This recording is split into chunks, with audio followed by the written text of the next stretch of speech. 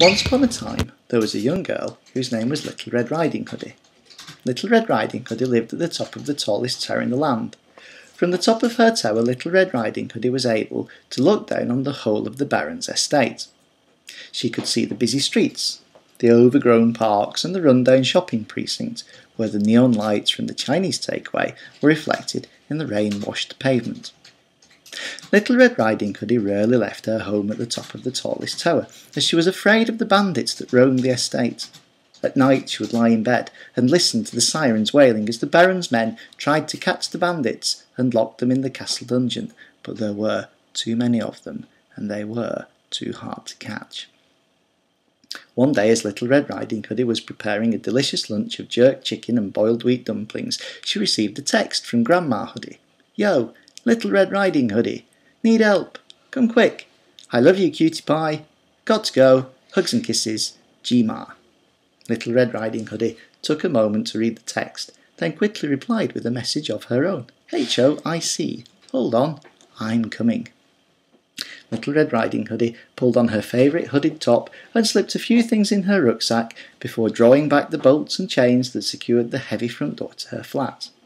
Slowly she opened the door and crept out into the dark corridor outside. Shadows lurked along the hallway, and Little Red Riding Hoodie tiptoed cautiously towards the lift, holding her breath to avoid making any sound. Nervously she reached out and pressed the call button. It glowed red in the darkness. After a moment the lift arrived with a ping and the heavy steel doors began to slide open.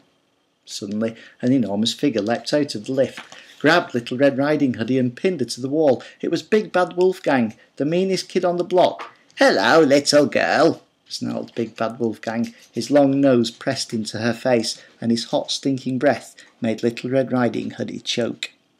"Ah, what do you want? Leave me alone," cried Little Red Riding Hoodie. "Don't be scared," said Wolfgang, tightening his grip on Little Red Riding Hoodie. "I just want to know where you're going in such a hurry." "I'm going to see Grandma," replied Little Red Riding Hoodie. "She sent me a text. She's in trouble. Now let me go." Little Red Riding Hoodie kicked Big Bad Wolfgang in the shins, but he shrugged it off with an unpleasant and menacing grin. "How very noble of you, my dear," he said, "and tell me, what have you got in the rucksack?" "Nothing for you," shouted Little Red Riding Hoodie. "Just some jerk chicken and boiled wheat dumplings. I made them for my grandma. It's a secret family recipe," she added, with a hint of pride. Smells good," moaned Big Bad Wolfgang, sniffing around Little Red Riding Hoodie's backpack, drool spilling from his powerful jaws. "Here then, you want it so bad? Go fetch," shouted Little Red Riding Hoodie. She reached into her backpack, drew out a package wrapped in greaseproof paper and threw it along the hallway. With a howl, Big Bad Wolfgang released Little Red Riding Hoodie and shot down the hallway after the package. Little Red Riding Hoodie slipped into the lift and stabbed the G button. Too late. Wolfgang realised he'd been tricked. As the lift descended, she could still hear him banging on the doors of the lift in rage.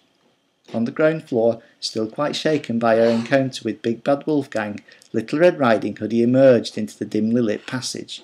She could see daylight spilling in through a door at the end of the corridor. She heard voices and could see shadowy figures blocking her way. As she got closer, she could see it was a group of internet trolls. Their faces pale and mean-looking. She tried to avoid their attention, but as she approached them, they moved silently to block her path. "Excuse me, please," she said, politely but firmly. "You can't come past," said the first troll. "Not unless you can beat us," said the second troll. "In a competition of contemporary street dance," said the third troll.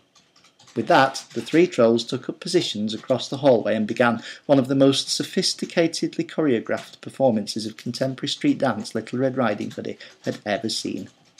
When they'd finished, the three trolls, breathless and sweating, still holding their final pose, said in unison, "Now, let's see what you've got, little girl."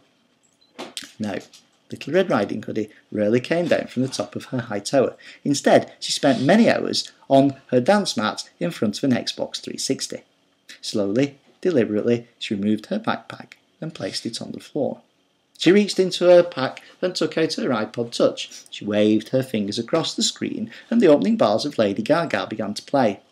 Now it was the Troll's turn to be astonished, as Little Red Riding Hood span and shimmied through cartwheels and high scissor kicks before sliding to a halt across the hallway in front of the gathered Trolls. "Man," said the first Troll, "you bust some serious moves."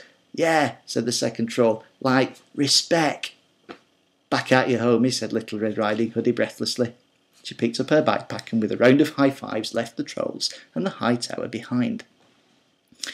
Little Red Riding Hoodie started to walk cautiously across the wind-blown piazza that would lead her to Grandma's sheltered accommodation cottage. She'd only gone a few steps when she noticed something strange. Ahead of her was a bus shelter, but it was unlike any she'd ever seen before. She walked up to it and was astonished to find that it was built entirely out of cigarette cartons and glass bottles full of brightly coloured Alcor pops. Intrigued, Little Red Riding Hoodie ran her hand over the brightly coloured packets. "Hello, my dear." The voice startled Little Red Riding Hoodie, though not as much as the face that confronted her. A hideous figure with dry, wrinkly skin, black teeth, and pale yellow eyes grinned at her.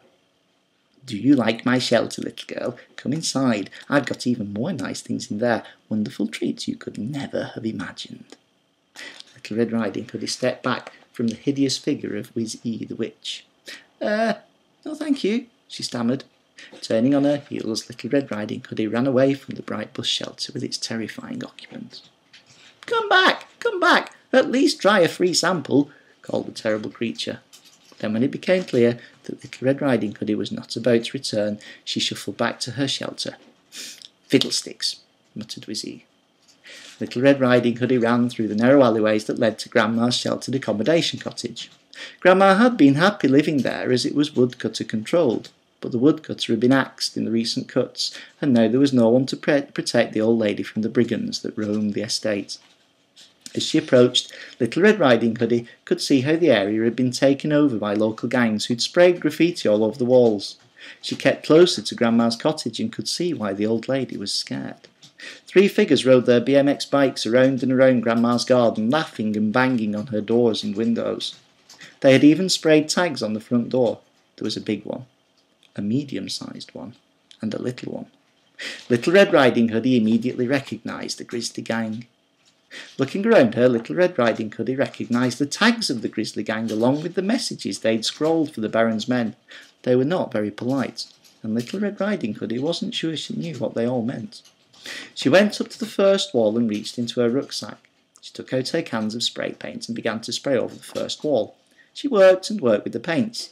Finally, she put the last can down and took a step back. Now, instead of the scrawly graffiti, the wall was adorned with a rather accurate rendition of Van Gogh's sunflowers. "Lovely," muttered Little Red Riding Hoodie. Then she began on the second wall. She sprayed, and finally she took a step back to admire a giant interpretation of Monet's garden. Much better," she said. "Now one more go." As she began work on the last wall, she heard the voices of the Grizzly Gang behind her. "Hey, dude, somebody's been spraying over my tag," said the biggest gang member. "Yo, someone's been spraying over my tag," cried the second middle-sized bear. "Someone's been spraying over my tag, and she's still there," cried the smallest gang member, and he began to cry. The 3 members of the Grizzly Gang stood and stared at Little Red Riding Hoodie's latest painting. It was a moving and emotionally deep piece promoting social cohesion and respect of diversity. The Grizzly Gang immediately saw the error of their ways. They apologised to Grandma for the damage they'd done to her property, and they helped her clean up the mess. They then organised a community group to fetch shopping and do chores for the other grandmas living in the sheltered accommodation cottages, even the one who was a bit strange, the one with the big eyes and the big ears and the big teeth. There were still bandits on the Baron's estate, but with the help of the Grizzly Gang and Little Red Riding Hoodie, most people lived happily ever after, and Little Red Riding Hoodie never ever locked herself away in her high tower again.